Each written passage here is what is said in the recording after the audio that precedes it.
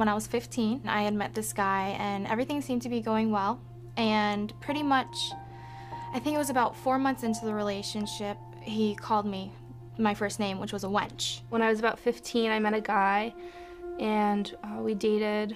It started over little things. You know, he would tell me that I was stupid and that I was ugly. After about a year, he got violent and aggressive. The names just kept pouring in, and pretty much my name wasn't even Jessica anymore.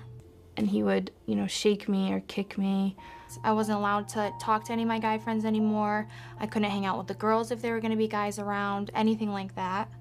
It got to the point where he would eventually just ignore me, neglect me, and I felt like I wasn't even there most of the time. And then I broke things off for a little while, but then he convinced me that he wouldn't do that anymore. So I got back together with him. I think a lot of people are naturally aggressive. In movies or shows, there's a lot of like violence or like jokes about women, and I think people think it's okay because it's a joke. What we find is that the domestic violence is cyclical. Young people learn to be violent by watching other people be violent. Everyone has emotional boundaries, and are you willing to accept someone to swear at you or call you a name? And that's different for each person, so you have to know those before you're getting into a situation. When all the names were coming at me like that, I pretty much felt just completely disrespected and more or less confused as to why someone who says that they love me would call me names like this. I think words are sort of like a tube of toothpaste. And I ask the kids, you know, you have a tube of toothpaste and you try to squirt the toothpaste out, you get too much. Did you ever try to put it back in the tube? Bullying is also about power and control, and we know that domestic violence is about power and control as well. About 6 months in, he started just being manipulative, and I could tell he was lying to me about things. They start trying to control what you wear, what you do, like who you hang out with. Like, you never listen to me, you're so selfish. He would constantly check up on me, and any guy that I was friends with, he thought that, you know, they were trying to sleep with me or date me. I wasn't allowed to wear skirts ever. I wasn't, you know, tank tops. You know, the strap could be a good 2 inches. I don't want you talking to your ex-boyfriend, and I really don't like it when you talk to these 4 other girls. When I was in school with him, my eyes always had to be directly locked onto his. If they ever wandered away, he would get so angry, and I wasn't allowed to smile walking down the hallways in school because that was considered flirting. My ex-boyfriend was like, if you leave me, I'll kill myself, and he would like cry on the phone. And I stayed with him for 2 extra months, more than I wanted to. He would get upset or something, or be mad at me, or just angry, and he would cut himself in front of me with a razor blade.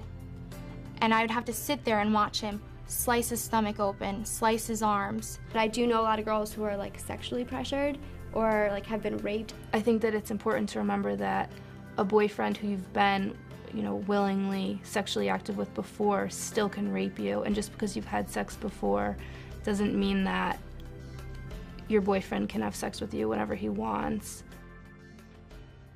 The first time he ever physically abused me was at a soccer game, and he got mad at me, and he twisted my arm up behind my back until it nearly felt like he broke it. And then the second time, he went through one of my closets where all my pictures were, and I had one picture left of this guy that used to be my best friend. And he found it, and he told me he was gonna rip it up. So pretty much I took the picture and I ran into my room, and he was cursing at me, coming after me. So I laid like flat down on my stomach with it, and he took my other hand up behind my back and he twisted it, and he just kept twisting it until I had to give him the picture because the pain was so unbearable. A few weeks later, we had a big argument, and every time that I would cry, he'd get more and more angry and yell at me even louder. So I would just cry harder and harder, and this went on until he finally grabbed me by the neck and he choke slammed me into my own bed, and he put his fist up in the air. At the end of my senior year, there was one night in particular where I went over to his apartment. He was drunk. He raped me. He took my keys and threw them out the window. He took my phone and threw it. He held a knife to my throat while he was raping me.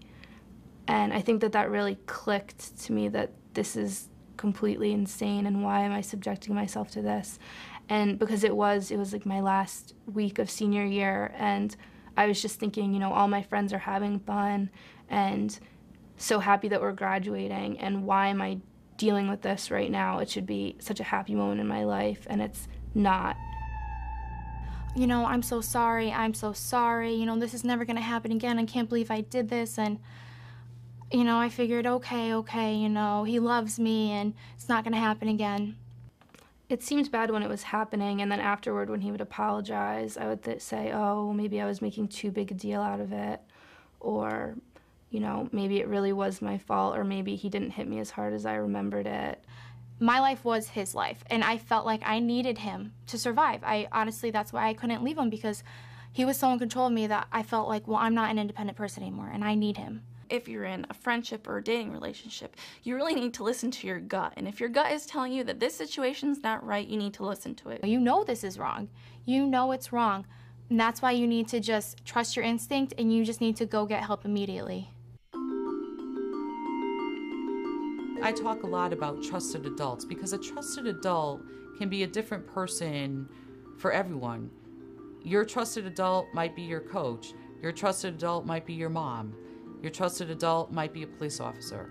So whoever that person that you really feel comfortable talking to, I think that that's who you should talk to. But make sure you talk to somebody to just say, is this okay?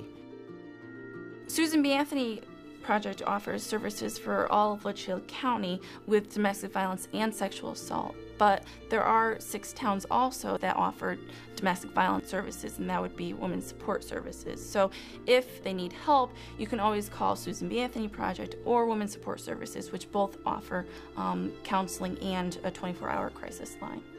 The way that counseling helped me that talking to my friends couldn't was that I didn't feel like I had to monitor or edit what I told them.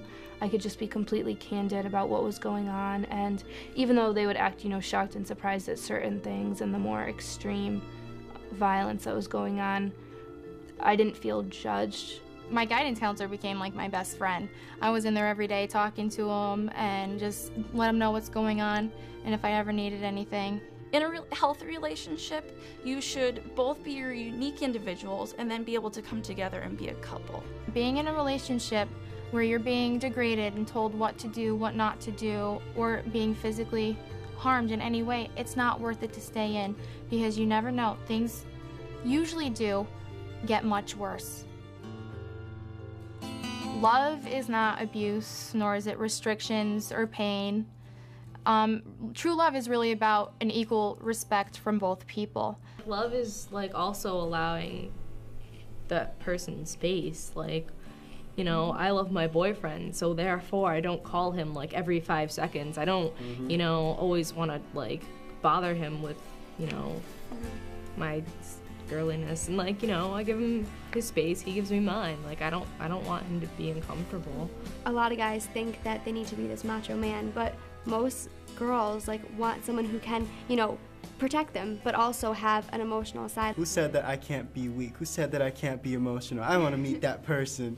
Because honestly, that's not real. Sometimes it's the girl who's abusing the guy, or the girl who wants to pressure the guy into sex. So it's not always the other way around. And not all guys just want to have sex. Like some guys actually want to get to know a girl. Abuse doesn't see a specific race, religion, gender, anything like that. It can happen to anybody at any time in their lives. It's not a certain person that is an abuser or a certain person that can be abused.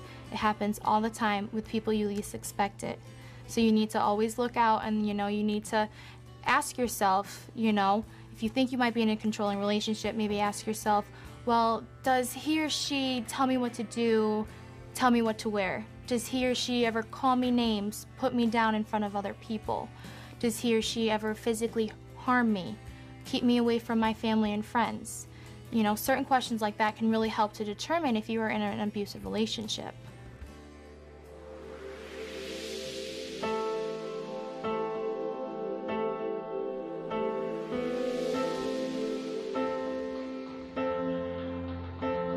Something that I always regret is that I feel like I really wasted away my last few years of high school because I didn't get to enjoy them, even like my proms, and when I was sitting at school or with my friends or at cheerleading practice, he was always in the back of my head, and knowing that my day was going to end with us fighting or him being abusive, and I didn't want my college experience to be like that too, because I really do feel like I missed out. When I was 15 and going through all that, I really did not think that I'd ever be here, sitting in front of a camera, talking about my experience and being as strong as I am today. I felt so weak back then, and I really never thought I would be able to get through it, and then to not only get through it and gain strength, but to help others as well, and it is just amazing. You deserve someone who's going to treat you like like you're the greatest thing they've ever seen. You don't need to be with someone who's going to put you down and make you feel awful just because you want to be with someone. It's better to be alone than it is to be with someone who treats you badly. Mm-hmm. Someone better always comes along. Even if you don't think so, it always gets better, and someone better always comes by. Since I ended things with my ex-boyfriend, my life's gotten a lot better. I feel safe all the time. I'm not always looking over my shoulder. I don't always have to account for where I am or who I've been with. I've gotten closer. I've formed a lot of new friendships. I've been able to focus a lot more on myself. My grades have gone up a lot. I have a 4.0 at college, and I was doing poorly in high school, so it was really, I can really see that I would have been able to do a lot better and do a lot more things had he not been in my life. So, if you have a problem, you should call this number because you really don't have anything to lose, right? It's 888-774-2900.